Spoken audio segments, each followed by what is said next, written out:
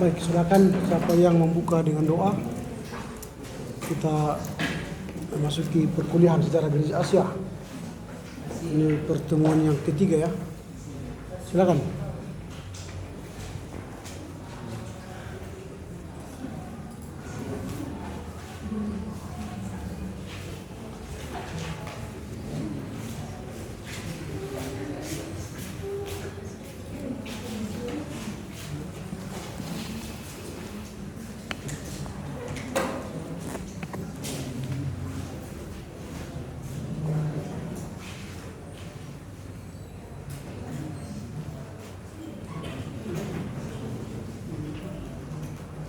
Sebelum kita memulai perkuliahan kita bernyanyi dari Kidung Jemaat nomor 26 ayat 1. Mampirlah dengar doaku. 1, 2, 3 ya. Mampirlah dengar doaku. Yesus penebus. Orang lain kau hampiri.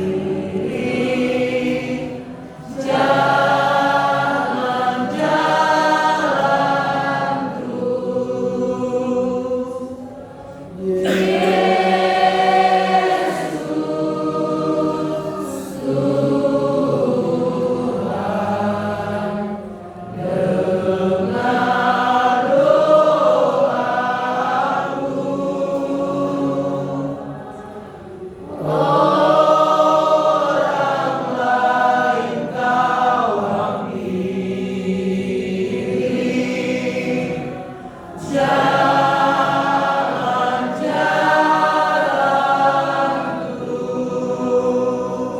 Kita satukan hati kita berdoa. Kembali Tuhan, kami mengucapkan syukur buat berkecita kasih Tuhan yang masih menyertakan kami hingga pada saat ini. Tuhan, sebentar kami akan memulai perkuliahan kami. Kiranya Tuhan, apapun menjadi perkuliahan kami satu hari ini bisa menjadi bekal kami untuk di kemudian hari. Tuhan Yesus, di atas doa permohonan kami, banyak dosa yang kami perbuat, kiranya Engkau hapuskan supaya di tengah anugerah dan berkat yang hendak Engkau berikan kepada kami. Terpuji dan termulia nama-Mu Bapa hari ini sampai selama-lamanya. Amin. Amin. Oke.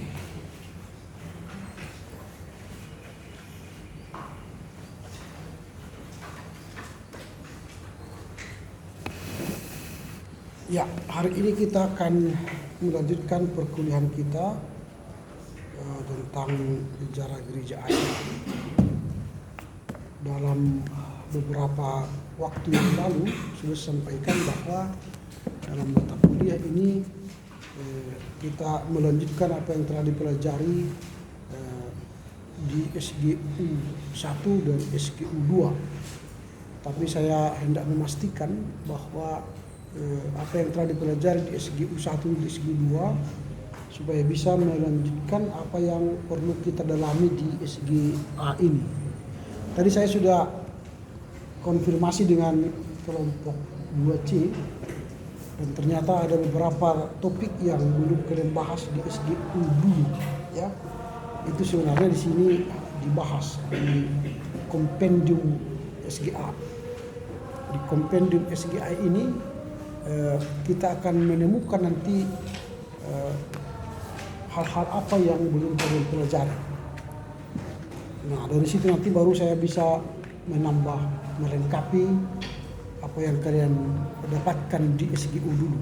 Karena sayang sekali nanti pengetahuan kalian tentang sejarah gereja tidak secara komprehensif. Misalnya di kalian pelajari SGU 1 katanya dulu ialah soal religium ya, religiositas ya. Kalian pelajari SGU 1. Baru di SGU 2 kalian pelajari soal reformasi. Nah, itu berarti kan ada lompatan yang jauh yang kalian belum tahu di dalamnya apa. Misalnya kalian berbicara soal SGU itu, soal bagaimana lahirnya gereja. Tentu itulah yang dibahas di SGU 1, lahirnya gereja, dimulai dari mana dan bagaimana perkembangannya.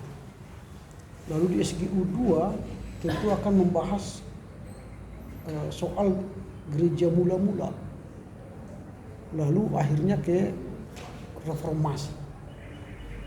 Tapi kalau kalian melompat dari SGU 1 tiba-tiba melompat ke SGU 2 ke reformasi, berarti ada ruang yang kosong yang kalian tidak pelajari. Misalnya apa yang dipelajari soal Konstantinopel, Kristologi, lalu bagaimana misi Roma Katolik di Asia, misi Protestan di Asia, itu kalian tidak pelajari, misalnya di mendalam. Nah, buku ini menawarkan itu. Lalu makanya saya cekkan kepada mereka apa-apa saja yang telah dipelajari. Misalnya contoh, apakah kalian pelajari gereja di Asia pada zaman Perjanjian Baru? Menurut kisah para rasul misalnya. Itu kan belum ya, kalian pelajari. Lalu bagaimana gereja pada zaman Konstantinus? Baru gereja pada zaman perselisihan kristologis. Kalian tidak pelajari.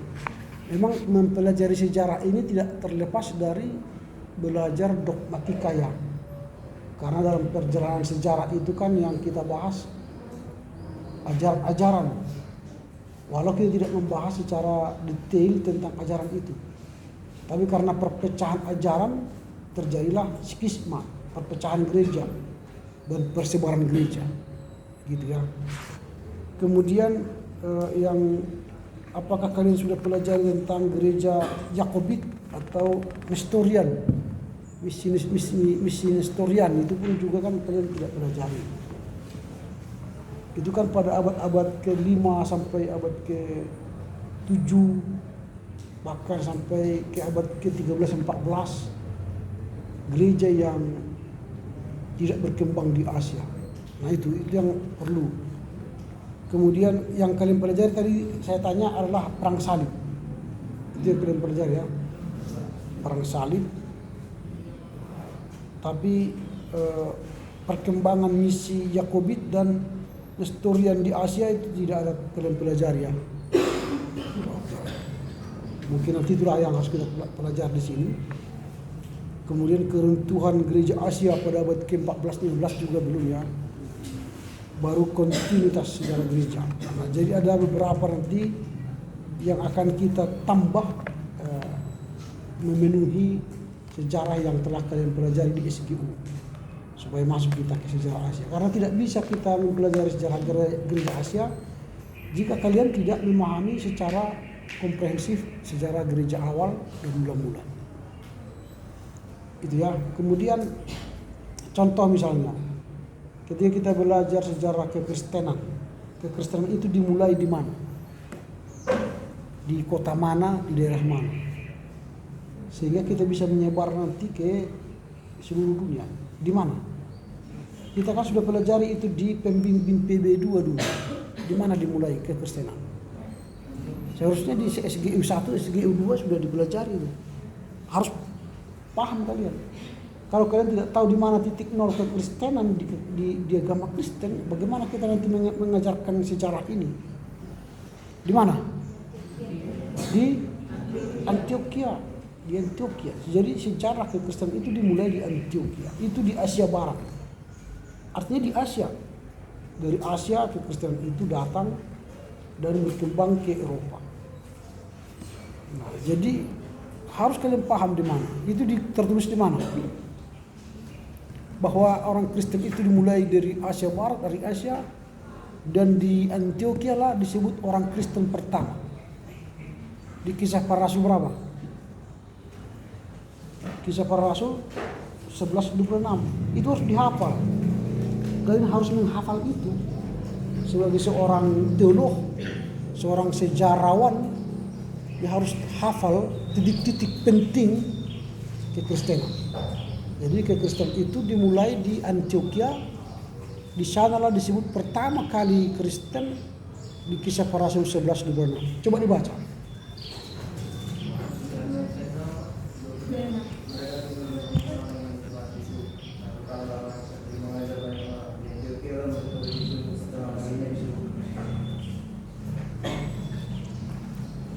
Di mana? Coba bahasanya tidak jelas. Jelas dulu. Mereka tinggal bersama-sama dengan jemaat itu 1 tahun lamanya sambil mengajar banyak orang. Di Antioquia lah perkumpulan itu untuk pertama kalinya disebut Kristen. Nah, di Antioquia lah disebut pertama kalinya Kristen. Jadi harus kalian hafal itu. Jangan nanti kalian berdiskusi dengan orang lain, ditanya di mana kekristenan disebut pertama kali dan persebarannya. Kalian sudah semester 6, kagok kalian menjawabnya, kan malu. Semester berapa nih? Semester 4 ya, semester 4. Jadi artinya kalian sudah punya modal ya, punya kemampuan menjawab itu dengan baik. Jadi kekristenan dimulai dari Antioquia. Nah itu ya, jadi harus orang sejarawan itu adalah orang yang tahu benang merah dari sejarah. Kekristenan tidak bisa lepas dari sejarah. Nah itulah yang akan kita pelajari dalam buku ini. Jadi buku wajib kita selama 1 semester ini 3. Ini karangannya Klaus Wetzel, Compendium Sejarah Gereja di Asia. Kemudian yang kedua, ini buku utamanya Anne Sejarah Gereja Asia, Anne Rak. Kemudian yang ketiga nanti adalah Jonathan E. Culver, Sejarah Gereja Asia. Dimiliki aja, nanti ada di BPK. Ini penerbitnya, kalau Jonathan ini biji sesawi, ini BPK. Kalau ini penerbitnya Gandum Mas. Ini saling melengkapi ya. Dari sini kita akan olah nanti informasi-informasi tentang sejarah Gereja Asia. Oke, sebelum saya lanjutkan saya absen dulu ya, karena banyak nanti saya tidak tahu karena belum ada absen kita tercerak ya. Yang pertama Helen Julita Purba. Ini B ya. B. Ini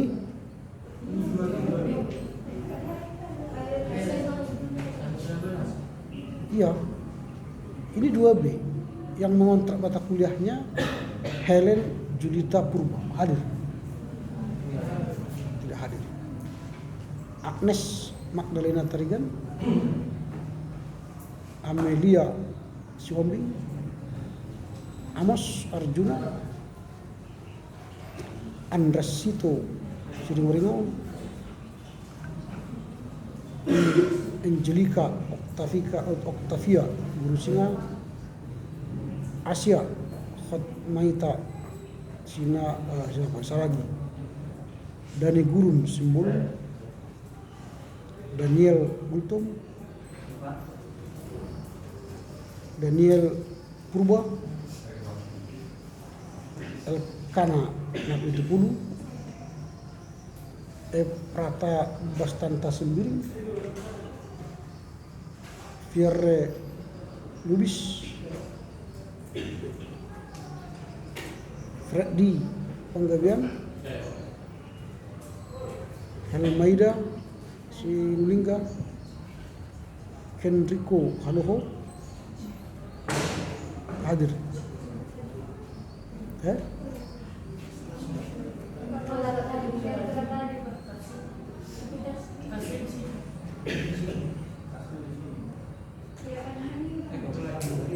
Yang saya butuhkan orangnya, bukan tasnya. Kalau nggak ada dia. Nggak ada dia ya, kosong. Jangan tasnya, pulpennya lagi di sini Pak. Hantunya di sini Pak. Bukan, saya bukan bukunya, hantunya apanya. Yang saya lihat di sini orangnya. History, Iverson, Jeremia, Jasman, Marika, Markus Saragi, Messi, bukan Lionel Messi ya, Nova terkesima dia dengan si Messi. Vera, Putri, Reza, Ridwin, Rini, Soneta, Surya, Swani, Theo, Tri Munte. 35 orang ya. Yang enggak ada nama tertulis di sini. Namanya siapa? Oke, udah. Kata saya terlompat. Riko, Dianta Trigan. Ada siapa? Iwan Marcel Sidabutar. Oh, ada.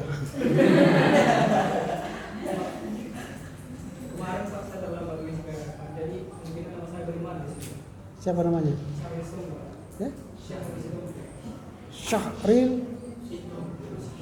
Memang belum ada. Pastikanlah minggu ini namamu ada. Karena dibuka kembali KRS ya. Tanggal 24. Hari ini. Ya. Hah? Hari ini. Perbaikilah hari ini, sudah dibuka. Kalau tak ada namamu di sini nanti ya jangan masuk ke kelas ini, itu maksudnya. Hari ini sudah dibuka, jadi saya sudah validasi semua data di mahasiswa bimbingan saya. Segera hubungi kepada dosen pembimbing DPAM. Pak, saya sudah bayar uang kuliah, tolong divalidasi. Lewat hari ini, karena 24, 26 ya, dikasih waktu. Lewat tanggal 26, jangan lagi meminta validasi, karena itu sudah portal ditutup, dikunci. Berarti nanti kalau tambah si Syahril Stompul ya, maka 36 orang ya di kelas ini. Ada lagi namanya belum? Namanya siapa? Joya. Oke. Siapa lagi? Mona? Ya, belum ada di sini. Segeralah urus Joya, Mona, Syahril. Ada lagi namanya yang tak disebut. Siapa namanya? Christian. Ya, enggak ada memang. Ya, nama-nama yang belum disebut tadi berhubunganlah dengan akademik setelah kelas ini ya. Silakan hubungi mereka. Sekaranglah waktu anugerah itu untuk kalian. Pergunakanlah. Kalau sudah ditutup, jangan menangis-nangis karena sudah ditutup. Tolong lupa, enggak usah lagi. Ya, masih ada kesempatan, kerjakan. Berarti kalau tambah nanti mereka ini sampai 40 orang kita ya. 35, 36, 37, 38, 39. Wah, banyak kali. Karena standar dikti satu dosen itu hanya maksimal 30. Satu dosen. Idealnya 25, satu orang mengajar 25. Supaya enak diskusinya, supaya terisi. Kalau sudah 40, banyak yang ngantuk itu. Ada yang di belakang, propor di belakang ngantuk dia. Gak terisi ilmunya. Tapi gak apa-apa lah. Kelas ini muatannya besar. Kapal kita besar. Mudah-mudahan suara saya terdengar dengan bagus ke ujung sana, ke ujung bumi. Kalau saya bisa gini dari sana sampai ke sana gitu. Kalian bisa gitu? Gak bisa kan? Saudara-saudara yang di sudut sana. Tahu segini-gini saya kan? Hanya goyang-goyang alis saja. Coba aja, bisa dilatih, bisa itu. Dilatih. Butuh konsentrasi. Saya beberapa kali gratis makan gara-gara ini. Kau bisa alismu goyang? Bisa? Enggak. Kau bisa apa? Bisa. Kalau bisa kenapa banyak? Kita makan ya. Iya, goyang-goyang. Makan. Gitu. Sebentar ya. Sedang mengajar nanti lah ya.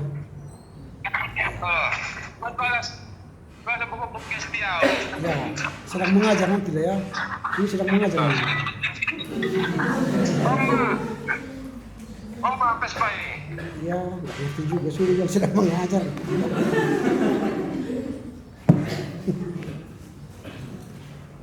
Oke, jadi nanti dibereskan itu ya.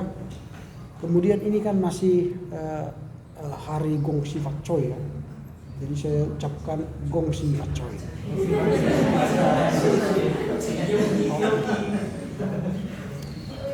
Gongsi Fat Choi itu sebuah tradisi Cina. Perlu kalian tahu supaya menambah ilmu ya. Sudah tahu sejarah Gongsi Fat Choi? Belum ya? Atau sudah terima angpau?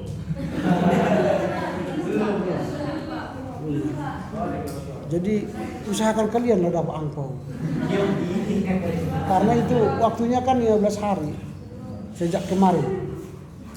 Jadi itu bukanlah tradisi agama Konghucu, tetapi tradisi Cina merayakan tahun baru. Legendanya begini, di satu desa dulu di Cina pada musim gugur, ya, mereka mau panen.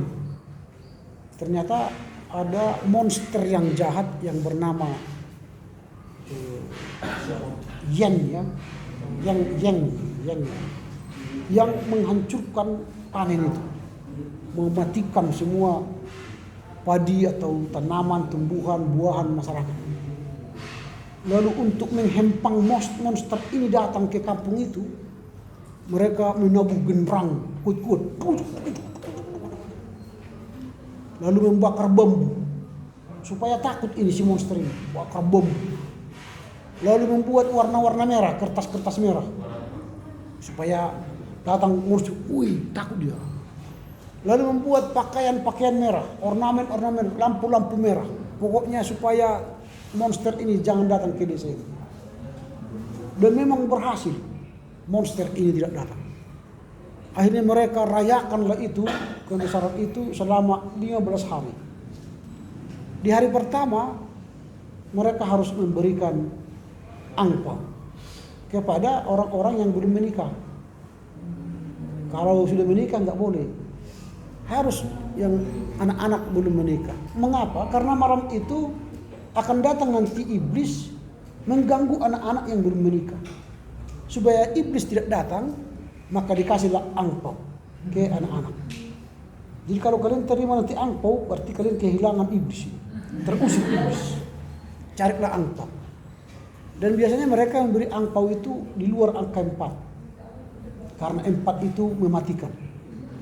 Makanya orang Cina tidak kasih 4.000, 40.000, 400.000, enggak mau. Pokoknya angka 4 dihindari. Biasanya dikasih paling sempurna 8. Kalau kalian terima nanti angpau 80.000, jangan kecil hati. Karena itulah angka sempurna bagi mereka. 80.000, 800.000, 8 juta. Itu. Jadi angka genap 8. Tapi 4 tidak mau. Makanya kalau ada misalnya hotel itu lantai 1, 2, 3, 5, itu berarti hotel Cina. Biasanya mereka buat 1, 2, 3, 3A, 5. Jadi itu. Karena memang angka 4 seperti ini kan mematikan. Duduk kan langsung diam. Orang Jawa juga pakai itu. Filsafatnya Jawa itu di pangku dulu baru mati. Makanya kalau kalian berbicara sama orang Jawa, ada di pangkunya. Oh, J. Dia iyakan. Setelah itu kalian nggak berkutik lagi karena dia sudah iyakan. Nah, kalau orang Batak untuk mematikan orang lain pakai apa? Supaya berhenti gitu, supaya dia berkuasa. Pakai apa? Nggak tahu ya? Kita sudah belajar aksara Warak kan? Kalau misalnya ini oh bukan. Kalau ini dibaca apa ini? Ini dibaca apa? A itu ini. Ini ra. Ini ra. Ini ma. Ini ra. Ramala kan? Ramala. Tapi kalau ini mau dimatikan menjadi N, dia pakai apa? Hah? Bukan, pakai ini. Pakai apa? Pangolat. Jadi ini bukan lagi ma, tapi jadi M kalau pakai ini. Jadi kalau ini berarti dia menjadi ram. Dia tambah di sini I menjadi ram.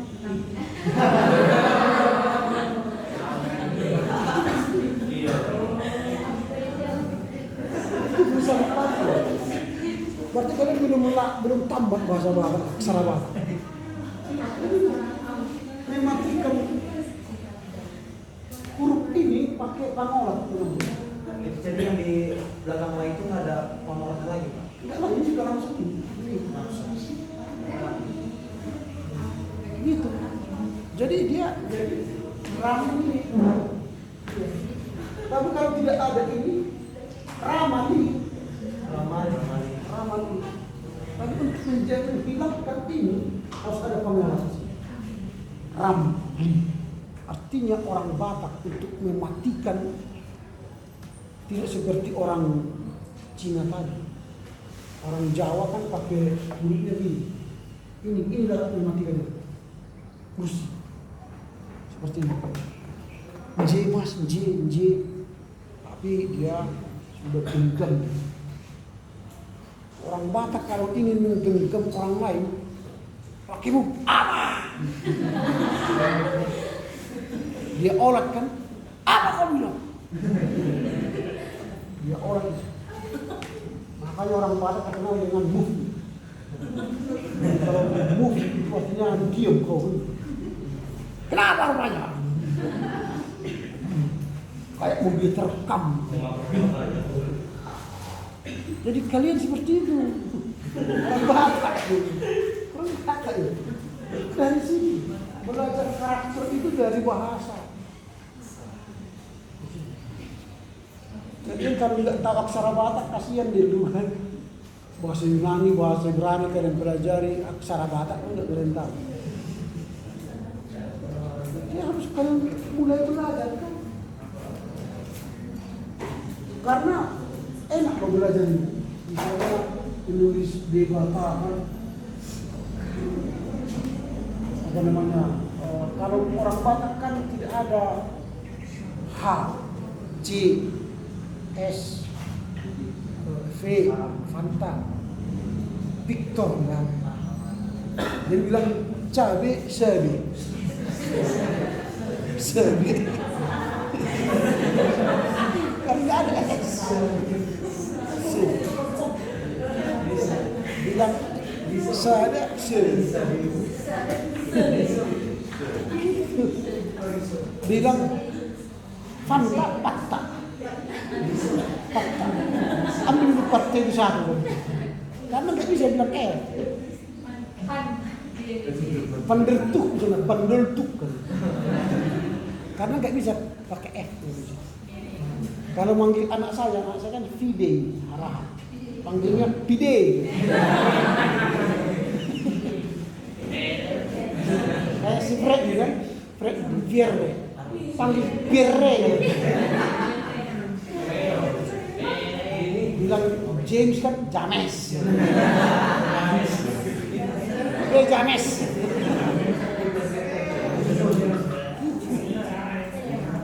Enak orang Batak ini. Itulah kalian belajar aksara Batak ya. Nama-nama misalnya kan orang Batak pakai kan misalnya ini kan ta. Kalau bilang tu.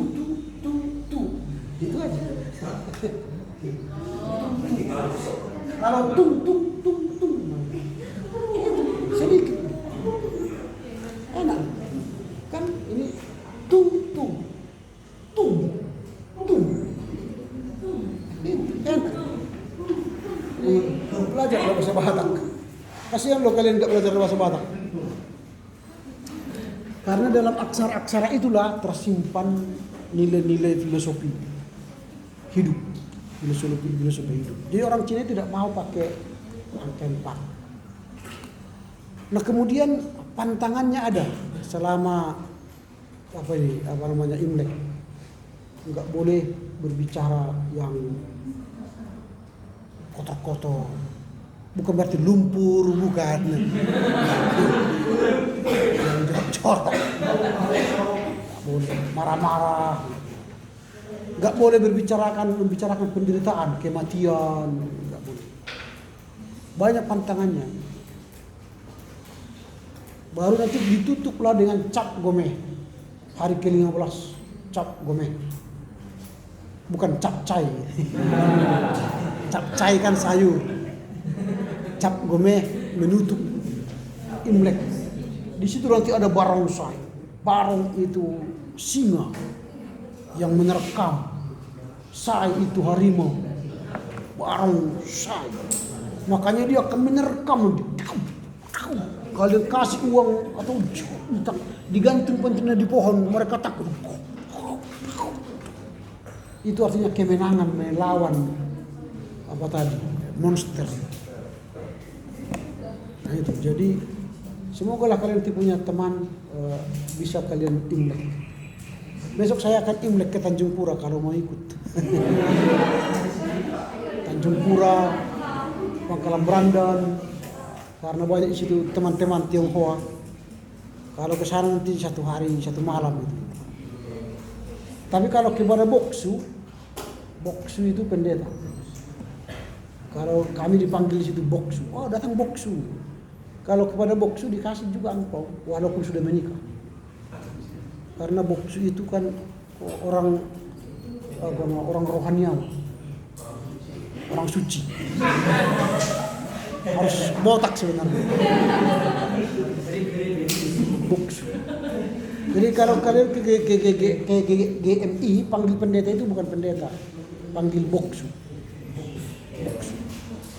Biksu Hindu Buddha kan biksu. Yang botak itu kan. Tapi kalau pendeta Boksu. Jadi kasihlah nanti kepada Boksu mantap macam-macam. Ya mudah-mudahan lah. Enak loh berteman sama mereka. Banyak nanti sukacita besar yang diterima dari mereka kan. Nah itulah Imlek. Mengapa itu kita pelajari supaya kalian punya pengetahuan lah tentang Imlek ya. Walaupun hanya bercerita tentang Imlek, saya tidak bisa kasih ampau. Hanya cerita aja. Oke itu ya. Kita kembali kepada laptop. Kita kembali kepada pelajaran kita. Dalam mata kuliah ini saya akan berikan pengantar. Nanti minggu depan ini silabus sudah selesai karena saya hanya pastikan tadi pagi dan sekarang apa yang sudah kalian pelajari SGU 1-2 supaya bisa saya selipkan lagi mata pokok-pokok bahasan yang belum kalian pelajari. Kalau minggu depan nanti sudah selesai silabus kita, lalu nanti kita masuk laporan baca. Laporan baca ini supaya kalian tadi sudah di awal perkuliahan juga sampaikan supaya kalian bisa memahami sejarah itu lebih dalam, lebih banyak. Kalau ini kita bahas nanti ini panjang sekali, makanya saya akan beri nanti bacaan panjang-panjang supaya bisa dipahami. Karena nanti kalau sudah kelompok itu kan membahas satu materi, tidak bisa lagi kita membahas banyak, tapi kelompok yang akan membahas lebih mendalam. Tapi laporan bacaan ini menolong kita mengerti lebih dalam cerita sejarah itu. Karena dengan membaca buku banyak akan mengubah cara berpikir kalian. Nah, kalau kalian pernah nonton Andi Flores Noya dalam acara apa itu? Kick Andy. Kick Andy. Dia itu menjadi besar sampai sekarang itu bukan karena sesuatu atau karena keluarganya orang kaya, bukan. Dia itu adalah orang yang berjuang dari zero, dari nol. Dia itu orang Surabaya yang mamanya ditinggalkan bapaknya, dia tinggal di asuh mamanya yang miskin. Dia bangun mamanya tidak ada, dia tidur mamanya sudah pulang. Dia tidak pernah bertemu dengan mamanya pagi setiap hari karena mamanya harus kerja di pabrik. Dan akhirnya dia berandal. Tapi suatu ketika dikasihlah dia buku oleh orang tuanya waktu ulang tahun usia 8 tahun itu ya, kasih buku prakarya. Buku prakarya. Lalu dalam buku prakarya itu dia baca, lalu dia praktekkan prakarya itu. Lalu mulailah dia berhasil membuat prakarya yang besar. Lalu sekolah bangga, guru-guru bangga, diutus dia mengikuti pertandingan. Itu gara-gara baca buku. Lalu dia minta sama maknya, belikanlah aku buku mak. Lalu mamanya, gak ada uangku, tunggu ulang tahun. Jadi dia harus menunggu ulang tahun untuk dapat membaca buku. Tapi akhirnya dia coba mencari buku di mana-mana. Dia berteman sama teman-teman. Dulu kan ada meminjam buku atau buku bacaan atau Koping Ho, itu kan dari pinjaman buku. Lalu dia punya teman yang punya peminjaman buku. Lalu di situ dia bermain-main sambil baca buku. Lalu temannya, kau banyak kali baca buku, bayarlah katanya. Tapi dia tidak peduli, baca. Lumpung di rumah itu dia baca. Mulai dia membaca buku-buku tentang fiksi, novel, dan mulai dari situ berkembanglah keinginannya membaca. Lalu dia menjelajah bumi dengan bacaannya. Jadi kalau kalian punya anak nanti supaya rindu anak-anak kalian punya keinginan membaca, kasihlah buku-buku fiksi, cerita-cerita dongeng. Mendongeng itu enak, mendongeng kepada anak-anak sebelum tidur, supaya dia punya niat membaca. Saya selalu mendongeng, baca buku dongeng.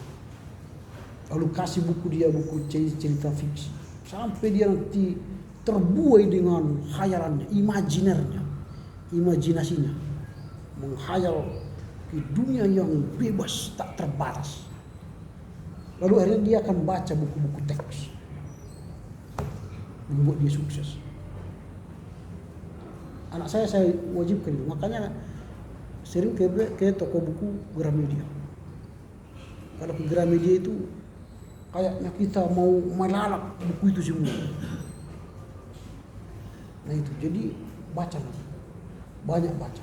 Anak saya kemarin baru kami antar pulang ke Jogja, membaca buku dia cepat kali. Baru beli dari Gramedia, tam. Beli lagi sama Gramedia. Waduh, beli lagi kan. Banyak uang harus untuk buku. Nah, dia itu sudah saya kursuskan baca kilat, baca cepat. Jadi makanya dia bisa sukses. Ini dia menang lagi pertandingan di ITB. Tanggal 5 Februari dia akan pergi ke ITB pertandingan. Dan dia dapat beasiswa 2, Paragon dan Excel. Dia yang menyekolahkan dia sekarang, bukan aku. Sisanya mau transfer sama kisahnya, pakai aja lah. Jadi bukan kita lagi mikirkan dia. Nah itu karena ini baca buku. Jadi dia aja bisa. Sama sekarang dia semester 6. Artinya kalian bisa baca buku. Jadi kalau saya kasih laporan baca, jangan merasa beban. Rasakan itu kenikmatan yang indah. Kalau nanti kalian lihat lagi orang-orang yang terkenal itu, Islah bukan, Gus Islah gitu kan. Pernah tonton Gus Islah? Dia membaca buku 1 bulan itu 1000 lembar. Apakah dia orang sukses? Dulu dia adalah orang santri, lalu pergi ke Amerika luntang-lantung di situ karena tidak ada uang kuliahnya. Dia hanya mendapatkan buku pun susah. Akhirnya dia bekerja di toko buku. Setiap hari menjual buku. Lalu orang bertanya, apa isi buku ini? Lalu setiap dia mau menjual, dia harus baca buku ini. Maka setiap minggu dia harus baca buku supaya tahu dia apa isi buku itu. Mulai dari situlah dia menjadi orang yang sukses sekarang. Gus Islah, ya, dia di YouTube, Gus Islah. Walau dia tidak tamat dari Amerika, dari sekolahnya, tapi dia punya pemikiran yang cemerlang. Ya, walaupun nanti kalian tidak berkesempatan S2, tetap S1 misalnya, tapi pikiranmu melebihi S3. Nah, itu lebih bagus. Ya, daripada S3 pemikirannya S1 kan. Itu yang bahaya. Gelarnya sudah S3 tapi pemikirannya S1, itu yang paling berbahaya. Oke ya, nanti minggu depan sudah saya cari. Kita akan masuk pada pembahasan hari ini. Saya akan baca satu topik dari bukunya An-Niraq ini yang bercerita tentang masa pertama gereja di Asia. Masa pertama gereja di Asia.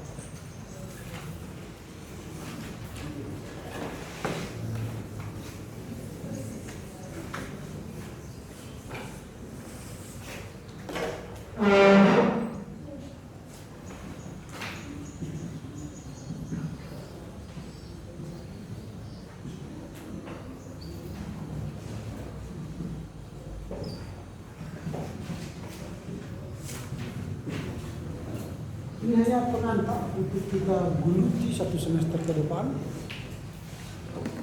Dalam membaca ini, An-Niraq berargumentasi bahwa kekristenan itu bukan datang dari barat. Tapi banyak orang beranggapan kekristenan itu datang dari barat. Padahal kekristenan itu datang dari Asia Barat. Tadi saya katakan dari Antioquia. Dari Antioquia maka muncullah jemaat Asia kecil, Efesus, Pergamus, Laodikia, apalagi banyak itu ya, 7 jemaat itu yang sekarang itu sudah menjadi kota wisata di Turki sana. Kalau kalian pergi ke Turki nanti bisa pergi ke lihat, inilah jemaat mula-mula gitu. Tapi hanya kenangan. Ada gerejanya, hanya kenangan, gak ada lagi orangnya di situ. Udah di surga semua. Penggantinya sudah bukan Kristen lagi, Islam. Lalu dari sana nanti berkembanglah tadi saya katakan gereja Nestorius, Yakobit, ya, abad-abad ke-5 ke-7. Tapi itu kan sebuah gereja Nestorius yang datang ke Asia, ke Cina, ke India, ke Tiongkok, termasuk ke Indonesia. Itu kan gereja yang disebut oleh Roma Katolik dulu adalah gereja yang sesat. Kan karena ada persoalan dulu di sana, pembahasan. Kalian sudah belajar itu kan, soal pertikaian pada abad pertama dulu. Bagaimana Nestorian itu dicap menjadi gereja yang sesat pada konsili gereja 325. Itu di mana? 325. Enggak tahu juga. Di Chalcedon. Di Chalcedon ada pertikaian soal Trinitatis. Ada 2 kubu yang besar waktu itu, yaitu kubu Agustinus Ambrosius dengan kubu Arius Nestorius dan Jerome atau Chrysostomus. Jadi 2 kubu ini besar. Yang menang ialah kubu Agustinus dan Ambrosius soal Tritunggal. Lalu kubu Arius Nestorius itu dianggap sesat. Dan akhirnya mereka dikutuk dan disebut gereja bidat yang dilarang oleh Kaisar Romawi. Tetapi mereka tidak berhenti pada kutukan itu. Mereka menyebar kekristenan ke Asia Timur, Asia Selatan, sampai ke Asia Barat, termasuk ke Asia Tenggara, ke Indonesia, masuk ke Cina, masuk ke Asia Tengah, Asia Tenggara, termasuk ke Indonesia, dan masuklah ke Barus dulu mereka. Tetapi karena gereja Kaisar Roma menolak semua penginjilan mereka di dunia ini, tidak dianggap sebagai misi Kristen karena ajaran sesat, maka kekristenan ini pun punah. Tidak ada lagi sampai sekarang. Tetapi kalau seandainya gereja Nestorian ini diakui oleh Kaisar Roma dan menjadi agama Kristen, maka sebenarnya di Indonesia agama yang pertama ke Indonesia bukan Islam, tapi Kristen Nestorian di Baus abad ke-7. Tapi karena itu dianggap sesat oleh Kaisar Roma, maka itu tidak dijadikan oleh negara kita sebagai agama pertama yang masuk ke Indonesia. Tetapi yang masuk pertama ke Indonesia ialah Islam abad ke-13 yang datang dari Bucara, India. Itu beberapa abad kemudian itu. Baru masuklah ke Kristenan lagi pada abad ke-17, 18, 19 ke Asia. Sehingga kita menjadi agama belakangan dari agama Islam. Nah ini yang kita lihat. Makanya nanti dalam belajar sejarah gereja Asia ini, menurut Anne Rapp, kita harus perlu memperhatikan beberapa pertanyaan yang akan menjawab seluruh rangkaian sejarah itu. Yang pertama, bagaimana gereja bertumbuh dan berkembang? Bagaimana gereja bertumbuh dan berkembang di Asia? Karena di Asia ini saya katakan banyak sekali agama yang muncul. Baik Islam, Konghucu, Hindu, Buddha, Kristen, itu agama yang besar-besar di Asia. Dan kekristenan itu berkembang di Eropa. Bahkan di Eropa agama itu sudah menjadi habitat karakter mereka. Mereka bukan lagi beragama hanya punya agama, tapi mereka sudah beragama di dalam diri mereka agama itu. Makanya kalau mereka terkejut misalnya, kalau kalian tonton film barat itu apa yang mereka bisa sebutkan? Kalau mereka terkejut atau terheran-heran, apa yang mereka katakan? Jesus Christ. Terkejut, Jesus Christ gitu. Kalau diterjemahkan itu di terjemahan di layar TV itu astagfirullahaladzim gitu. Astagfirullah. Padahal yang disebutkan Jesus Christ. Itu spontan lahir dari dirinya. Karena mereka sudah di dalam diri mereka ada Jesus. Ada Yesus. Kita belum. Di Asia ini kita belum beragama dan di dalam diri kita ada agama, ada Tuhan. Makanya renungan hari ini sangat menarik. Apa renungan hari ini? Bagaimana kalian mau beragama renungan hari ini pun kalian tidak paham kan? Apa renungan hari ini? Skip ya, mungkin kalian skip gitu, nggak baca, nggak direnungkan gitu. Apa kata Paulus hari ini? Ya? Kasihanlah kalian mengaku sekolah teologi enggak mendalami firman. Paulus berkata, di dalam diriku ada yang lain, yaitu siapa? Kristus. Hidup kita ini bukan hanya kita lagi di dalam tubuh ini, tetapi ada Kristus. Ada Kristus di dalam tubuhku, di dalam pikiranku, dalam perkataanku, dalam sikapku. Makanya mereka sudah di dalam mereka Kristus. Terkejut pun Jesus Christ. Kita terkejut. Apa kita bilang? Opung upi itu katanya. Terkejut dia, astagfirullahaladzim katanya. Terkejut dia, alamak katanya. Kita belum memanggil Tuhan kalau terkejut. Kalau mereka terkejut, mereka panggil Tuhan. Karena mereka melakukan firman Tuhan. Jika engkau tersesat, panggil namaku. Tiba-tiba, Jesus Christ. Mereka panggil Tuhan. Kita tersesat, panggil opungnya. Gitu loh. Kalian udah bertobat belum? Maka bikinlah Yesus dalam dirimu. Kalau kau terkejut, panggil nama Tuhan. Itu.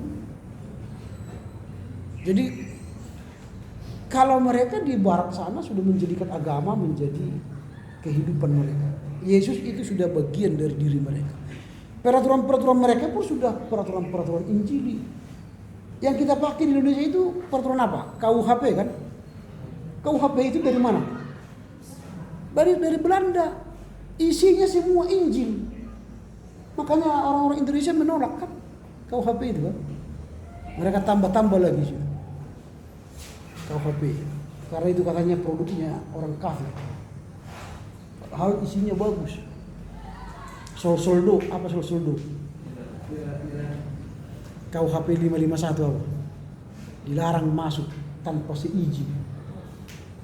Tadi itu KUHP soldo. Jadi nanti di kamar buat nanti KUHP 551.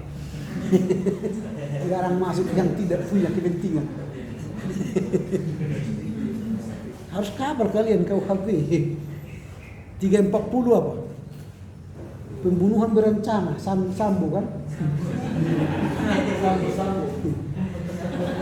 Tapi dihukum seumur hidup. Seharusnya hukuman mati dong. Ini dihukum seumur hidup. Iya kan? Putri 8 tahun. Jadi Eliezer 12 tahun. Kasihan kan? Kasihan.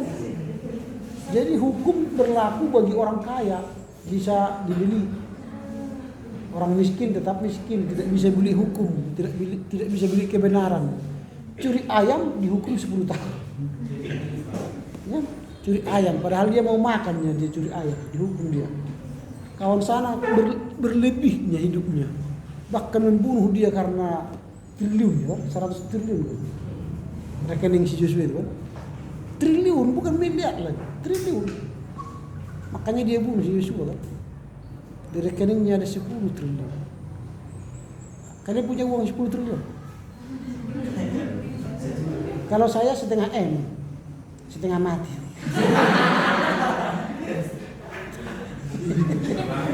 Setengah mati. Mau bayar kuliah setengah M kan, setengah mati. Setengah M gitu. Kalau mereka triliun. Nah itu. Inilah pertanyaannya nanti. Bagaimana perkembangannya? Kita berhadapan dengan agama lokal yang sulit kita menangkan jadi agama Kristen. Menghadapi agama Parmalin misalnya, agama Pemena, agama Karawitan, agama Kejawen, itu susah. Belum lagi Islam yang begitu kuat di Asia. Gitu ya. Jadi tantangan kita luar biasa di Asia. Karena kita sangat sedikit di Asia. Itu pertanyaan pertama. Pertanyaan kedua ialah siapa yang membawa Injil ke negara-negara Asia? Nanti kita akan pelajari itu siapa misionarisnya, siapa lembaga sendingnya. Itu harus kita pelajari.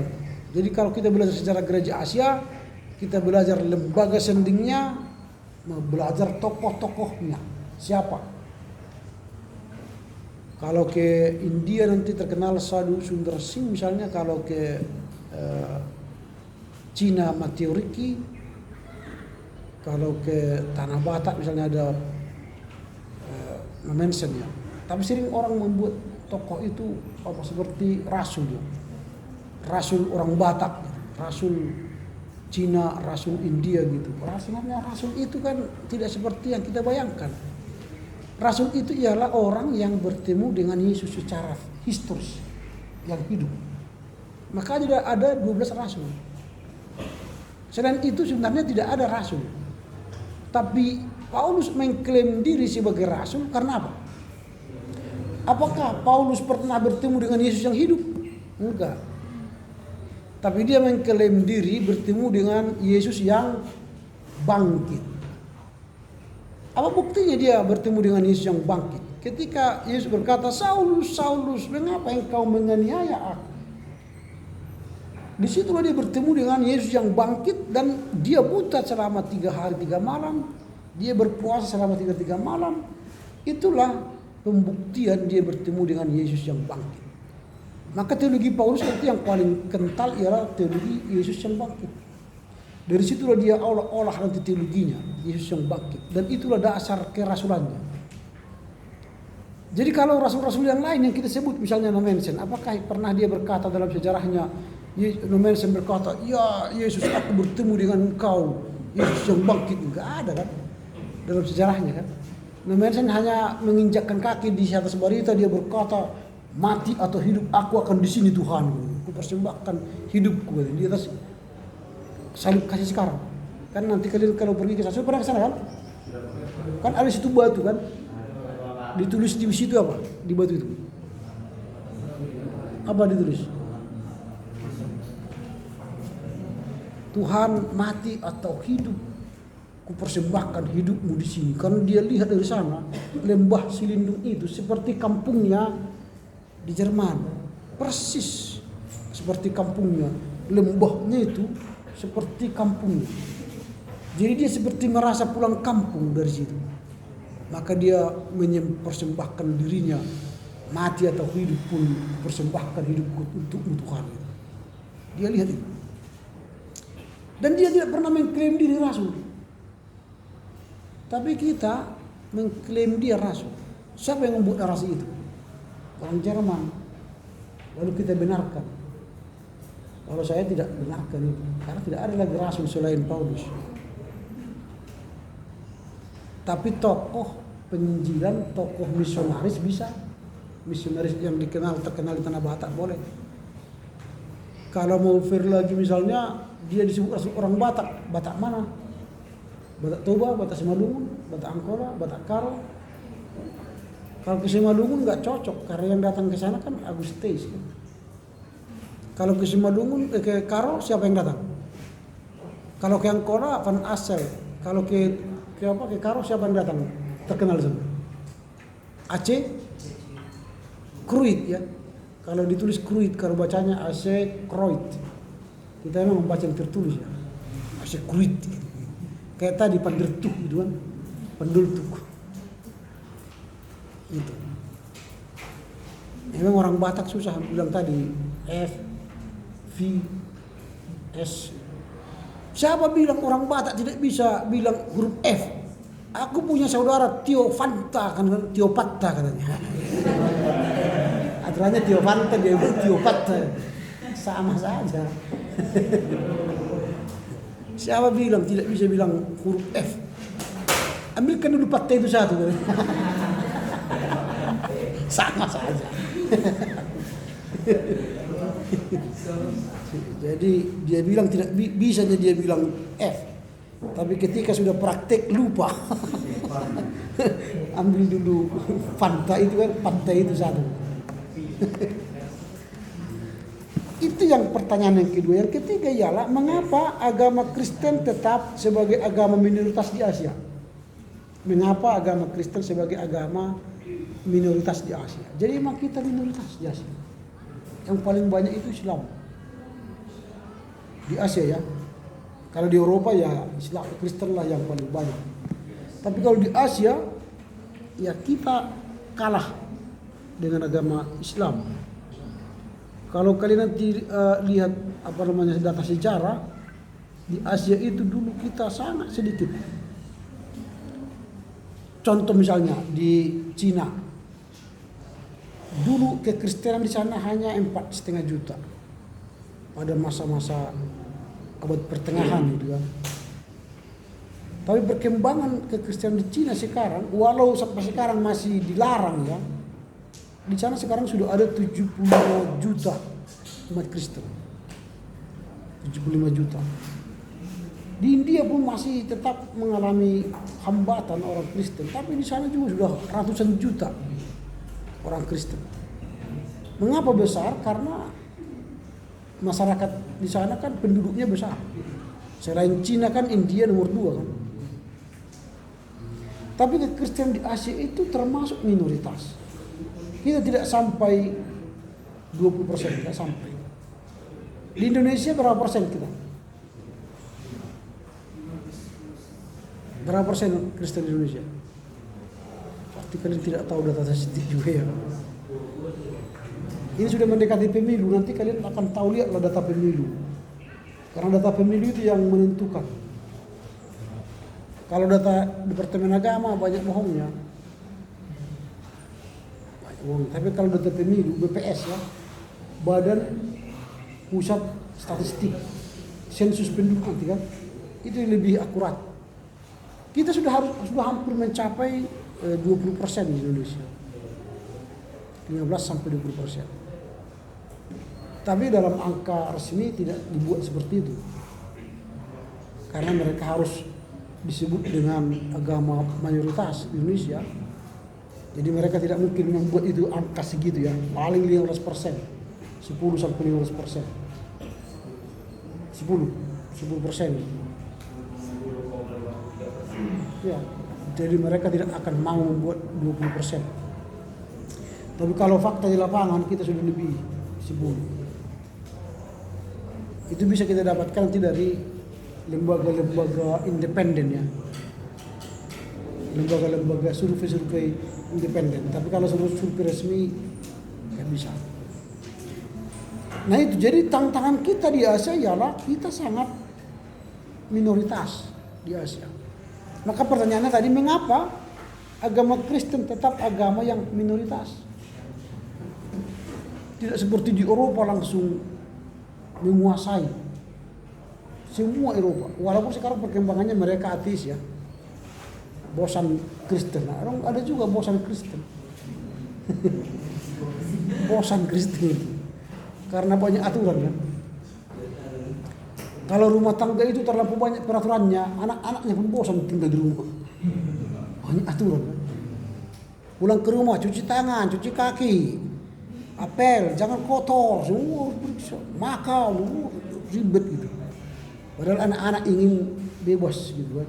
Akhirnya dia cari kebebasan dengan teman-temannya di kafe. Ini minum pun harus segini, ini bersinggah. Ini jangan dulu, semua takut. Akhirnya anak-anak nggak mau. Harus ada kebebasan yang bertanggung jawab supaya kita survive. Jadi kita emang Kristen ini ya, mengapa kita sedikit mungkin tantangan kita ialah kita sulit beradaptasi. Kekristenan itu seperti apa? Seperti kalau orang lain mengatakan seperti penjajah kan. Teologinya, pakaiannya seperti orang-orang Eropa. Pakaian kita harus pakai jas, pakai toga besar, pakai apa lagi. Kalau ada orang atau sintua atau pendeta yang pakai batik ke gereja, dicap dia seperti bukan pendeta. Karena yang disebut pendeta harus pakai jas, pakai dasi, supaya kelihatan dia seperti pendeta. Cara lihatnya pun harus. Jadi kalau dia gini-gini, wah mata pendeta itu liar. Ya mumpung kalian belum pendeta, gini-gini aja. Kalau sudah pendeta nanti cara lihatnya pun gitu. Jadi memang kita banyak sekali tantangan, apalagi membumikan teologi kita, itu yang paling sulit. Kalau orang-orang apa namanya itu Katolik sebenarnya lebih cepat dari kita. Makanya misionaris yang datang ke Asia itu lebih cepat orang apa nih, orang Katolik daripada kita. Nah itu ya, itu yang pertanyaan yang ketiga. Yang keempat ialah apa ciri-ciri khas gereja Asia kuno. Nah setiap daerah nanti punya ciri khas.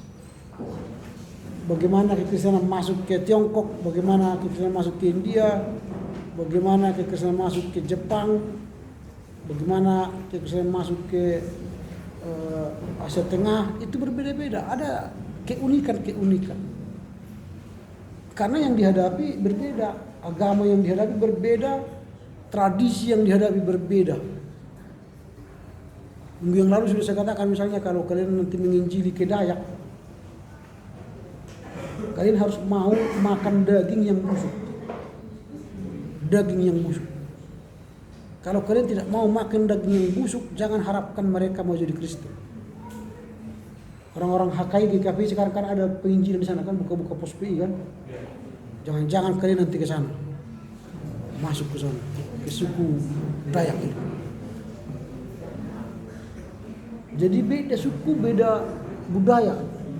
Misalnya kalau kalian nanti pergi ke Nias makan durian, nggak ada yang seperti durian yang kita di sini yang sudah matang itu. Makan durian di Nias itu durian mentah, mengkal. Yang kita makan di sini ini mereka katakan itu sudah busuk. Padahal itu yang enak di kita kan. Di Nias itu udah busuk itu, nggak mereka makan itu. Jijik bagi mereka itu, jijik.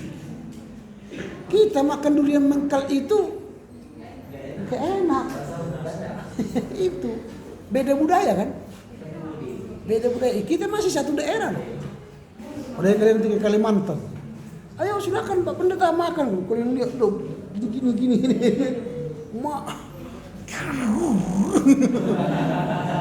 Makan tidak kan? Berdoa dulu.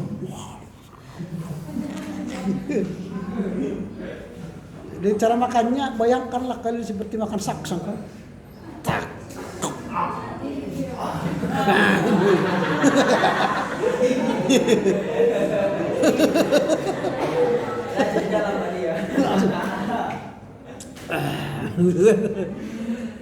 Enak Pak Pendeta, enak. Kalau dibilang enak tambah lagi kan? Tambah katanya. Kalau kita tidak bilang enak, nggak mau dia terima kita.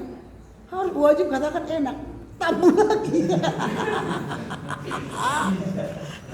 Ini persoalan kan? Itu sudah dialami oleh para misionaris dulu ketika mereka datang dari Eropa ke kita. Jangan-jangan itulah tadi kesulitan kita menginjili Asia karena kita tidak siap menerima budaya setempat. Kalau di Filipina yang dimakan telur busuk atau telur biasa? Telur busuk. Telur yang sudah bayuhon, bahasa Bataknya apa itu? Biuhon kan itu yang dimakan. Itu nomor 1 telur. Dan ayam yang mau menetas itulah nomor 1. Lalu dimakanlah itu langsung. Jadi lengkaplah tulangnya, bulunya semua dimakan mentah. Nah itu. Kalau bicara sejarah gereja ya harus kita bicarakan semua itu. Karena dengan demikianlah banyak daerah dimenangkan. Tapi kalau datang kalian misionaris nanti jadi menjijikkan, aku nggak mau lah. Habislah disuruh pulang. Ada ular bulu, aduh. Datang ular, kata ular lagi itu. Pulang kampung dia. Padahal menghadapi ular, kalian sudah tahu trik menghadapi ular? Belum ya? Kalian mau ilmunya itu? Biar saya ajari ilmu menghadapi ular. Jadi ular itu, kalau pawang ular, lihat kan pawang ular. Kalaupun ular mematuk dia kan gak takut dia kan? Panik. Gak perlu. Bukan artinya ada sama dia obat langsung dia tetes, enggak. Dibiarkan. Karena ular itu bisa mematikan. Kalau kita takut.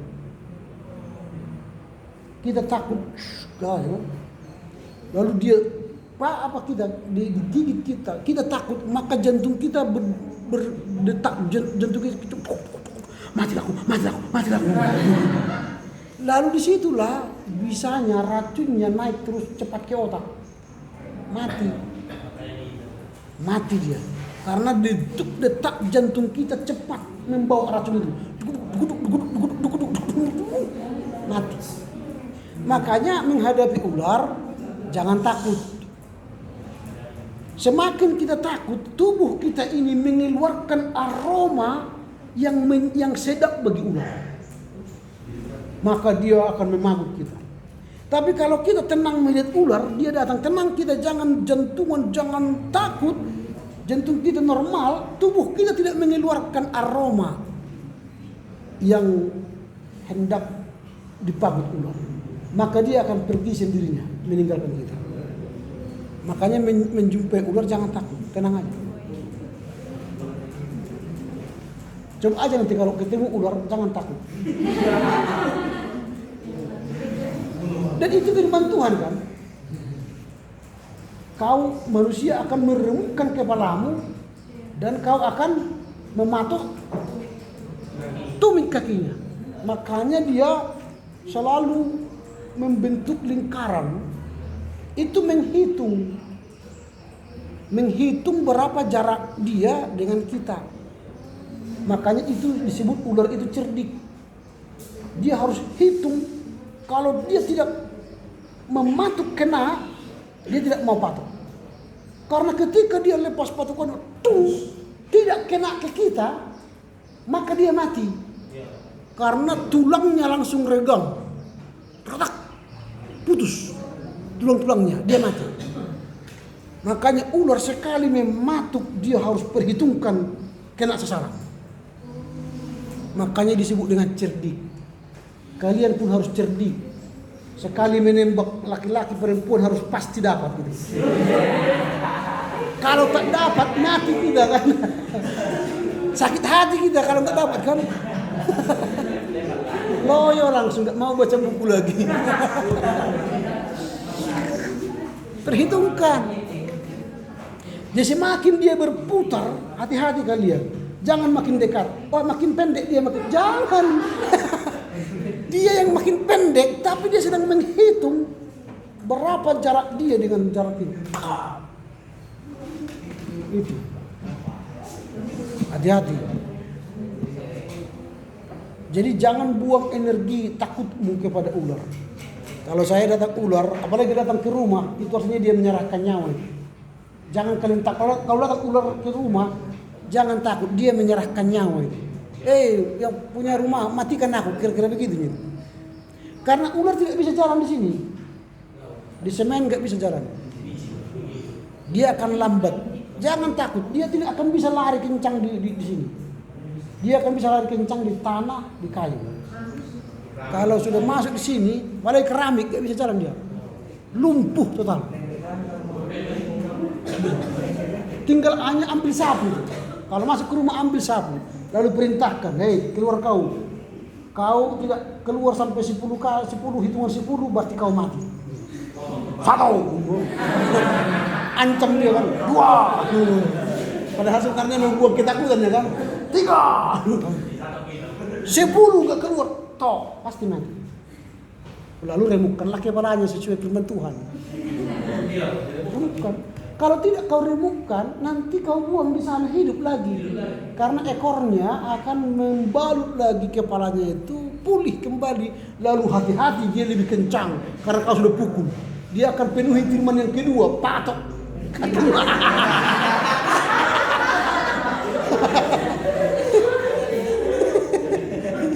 Dia sudah berikan kan, remukkan kepalaku katanya. Kau remukkan sedikit-sedikit kan, kau buang udah mati nih itu. Dia obati dengan ekornya. Sembuh, dia cari kau. Main-main. Mana patokmu nggak dikejarnya? Itu. Kalau dikejar ular, artinya kalian sudah takut, sudah nggak bisa lagi menetralisir jantung. Dikejar ular, bukalah baju. Buka baju, buang. Maka dia akan datang ke situ. Kita selamat. Kalau perempuan mungkin janganlah buka baju. Entah sapu tangan ya, atau apalah yang bisa dilepas tanpa mengundang sesuatu gitu. Sapu tangan lempar, dia akan mengejar itu. Gitu. Itu tips menghadapi ular. Bersyukurlah dapat kalian tips menghadapi ular kan. Karena terkadang kita menghabiskan energi yang tidak perlu menghadapi ketakutan. Contoh nyamuk. Nyamuk itu kan 10 juta kita mungkin kecil. Tapi ketika dia menggigit, tidak sebanding energi yang kita gunakan untuk membunuh dia. Ya kan? Padahal kalau kita gini kan pun mati dia. Tapi mengapa yang sakit siapa? Kita. Semakin kau tampar kuat, makin agresif dia. Nyung ke sini. Kasihan dia dulu katanya kan. Dia gigit di kaki. Nyung gitu. Makanya menghadapi nyamuk jangan repot. Diam aja. Dia gigit, udah habiskanlah. Berapa cc itu? Berapa cc? Kasih harus gini. Gigit ya kan. Setelah kenyang pergi sendiri. Kalau 10 pun berapa lah itu? Gitu, pergi dia. Dan tidak akan ada lagi. Karena apa? Semakin kita mengeluarkan aroma emosi, nyamuk makin kita disebut dengan manis, darah kita manis. Datang yang lain menyantap darah kita. Tapi kalau tenang kita, tidak ada aroma yang apa, yang manis, nyamuk tidak mau. Itu ilmu alam. Kalau kalian nanti mau berkemah, jangan takut dengan nyamuk. Kasih makan aja. Ya. Paling nanti setelah dia selesai menggigit, kalian gatal sedikit, gatal. Selesai, energinya nggak besar. Di perut. Ambil nyamuk sini, ambil nyamuk. Nah, disitulah darah kita manis, cium nyamuk datang. Jadi udah 2 tips ya, yang lain tak usah lah nanti. Jadi bukan sejarah gereja lagi nanti. Nah itu. Nanti kita akan juga membahas bagaimana perkembangan sejarah gereja itu mulai dari Timur Tengah, Asia Timur ya, kemudian Asia Selatan, Asia Barat, Asia Tengah, sampai Asia Tenggara. Di Timur Tengah inilah sebenarnya pusat kekristenan, Timur Tengah, dan juga pusat Islam di Timur Tengah. Disitulah lahir Kristen, lahir Islam. Dan mengapa kita selalu paling banyak berseteru dengan Islam? Baik dalam pekabaran Injil dan mereka dakwah, karena kita disebut dengan agama samawi. Abraham ada sama kita, sama mereka ada Ibrahim. Yesus ada sama kita, sama mereka ada Isa. Harun ada sama kita, mereka juga ada Harun. Jadi sama semua. Tapi narasinya berbeda-beda. Sehingga ini rebut perhatian, merebut follower, pengikut. Akhirnya timbullah sikap saling menjelekkan. Nah, tapi kita orang Kristen tidak pernah mengambil sifat dari sikap itu. Kalau kalian pergi nanti ke toko buku Kristen, tidak ada satu penulis pun yang hendak menjelekkan, mencemoohkan agama lain, termasuk Islam. Termasuk meneliti Al-Quran untuk melihat kesalahannya. Enggak pernah kita seperti itu. Enggak ada sikap kita seperti itu. Tapi kalau mereka, nanti pergilah ke toko Gramedia atau ke toko umum standingnya Muslim gitu ya. Itu nanti Muslim bisa 20 rak itu, 20 rak buku. Tapi Christianity hanya 1 rak. Pergi aja nanti ke Gramedia Manhattan ini. Paling sudut sana di Christianity 1 rak, baru 1 lampu rak kecil renungan harian. Yang lainnya itu ada di situ rak kecil. Tapi Muslim itu dia paling banyak menyerang. Bisa saja kalian beli satu-satu itu supaya kalian nanti bisa berapologetika yang bagus. Kalau mau jadi apologetika, harus kalian baca.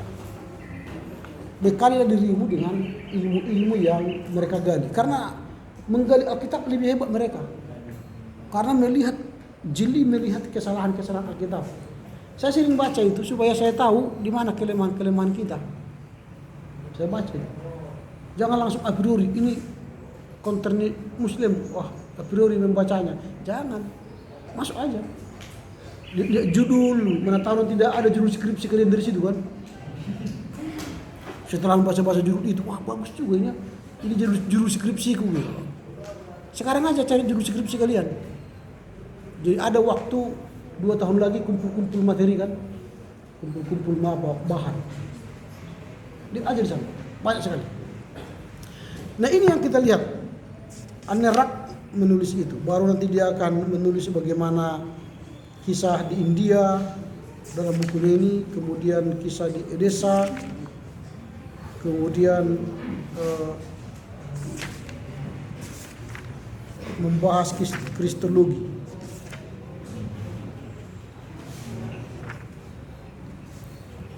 Nah, baru kemudian Anerak juga membahas soal pertumbuhan dan penghambatan gereja purba di Persia.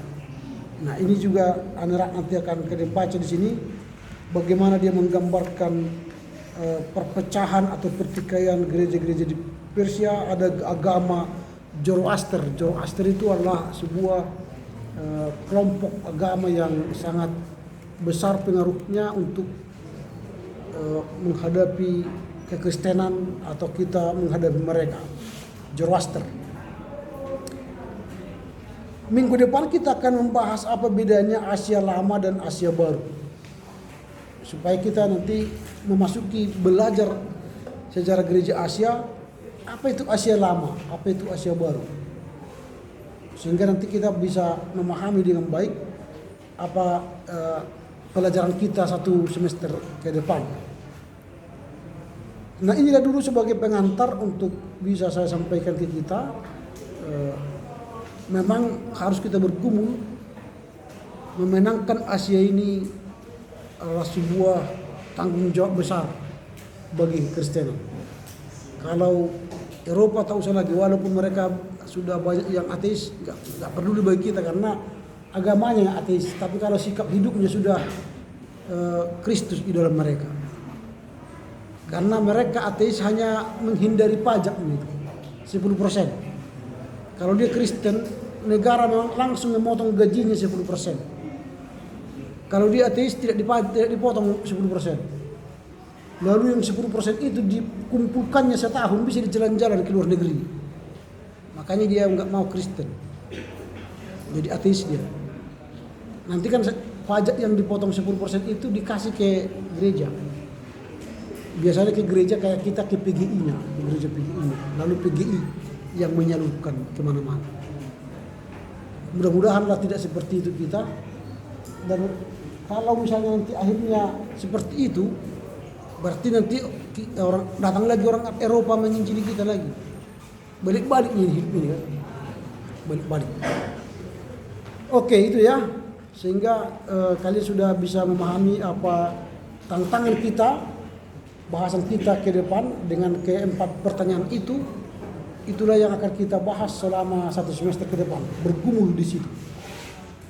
Sehingga nanti tamat kita dari mata kuliah ini sudah tahu apa pergumulan di Asia, misi apa yang datang ke mana, siapa tokohnya, lalu bagaimana kekristenan minoritas ini, dan bagaimana hambatan-hambatan yang terjadi. Itu yang harus kita bahas selama satu semester ke depan. Baiklah, dengan demikian berakhirlah perkuliahan kita hari ini. Terima kasih atas perhatiannya. Silakan ditutup dengan nyanyi dan doa. Pengharapan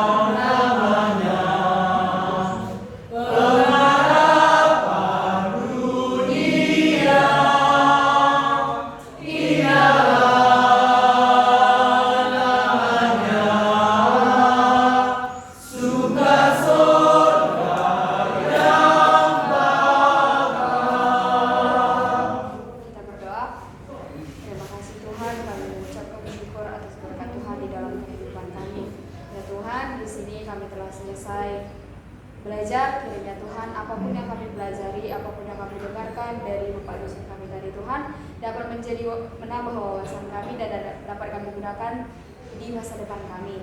Ya Tuhan, sebentar lagi juga kami akan pulang ke rumah kami masing-masing, ke tempat kami masing-masing. Sekiranya Tuhan yang menemani kami di setiap langkah kami, dimanapun nanti kami berada. Ini harapan dan doa kami Tuhan, di dalam nama Tuhan Yesus kami berdoa. Amin. Amin.